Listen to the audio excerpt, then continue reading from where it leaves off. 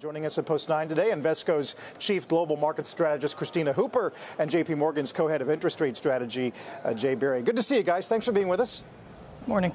I wonder what you make, Kristina, of these levels, the repair work we've done since the growth scare, whether these overbought levels are concerning at all right now. Well, I don't think they're concerning at this point, but it certainly has been a very rapid recovery from what I think was an overreaction. And so that's how I view it. Markets should never have fallen as much as they did. We shouldn't have had that level of fear because the recession risk just wasn't as high.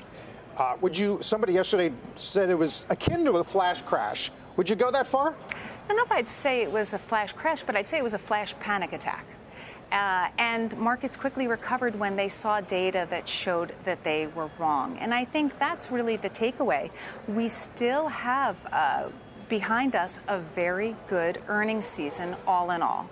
And we still have a consumer where cracks are forming, but we're nowhere near the base case being a recession in the near future.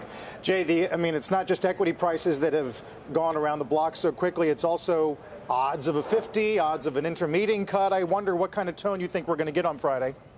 Yeah, no, thanks, Carl. I think for Friday, we would expect Chair Powell to ratify expectations that the Fed's on the path to lower rates, because if we look at what's happened here over the last few months, inflation has come down, and we're expecting core PCE is 2.6% in the month of July, which has made the real Fed funds rate even more restrictive over the past year. So we think the path is open for the Fed to cut, but the magnitudes of those cuts, we just don't think he's going to make a judgment on that, particularly knowing that the labor market data on September 6th is probably going to be pretty key in influencing that decision, mainly because the unemployment rate has ticked up, not just to the Fed's 2024 forecast, but up towards its 2025 forecast as well.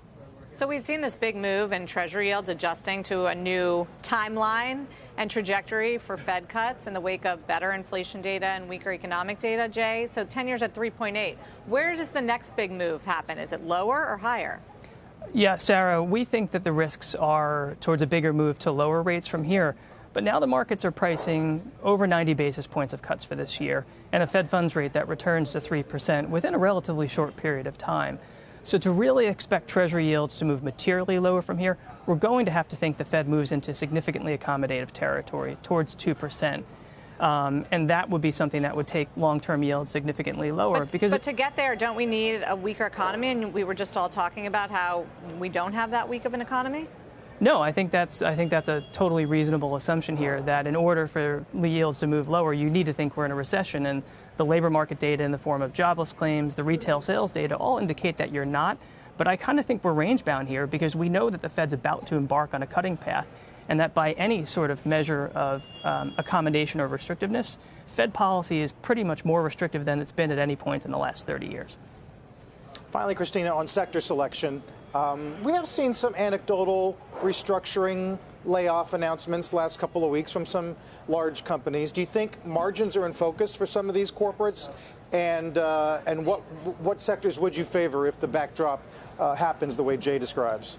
So absolutely. Margins are in focus. That's critical for so many companies. What I anticipate is that we do see an economic reacceleration fueled by improvement in real wages, as well as the start of rate cuts, although I don't think it's going to be 90 basis points this year. Maybe we'll get 75.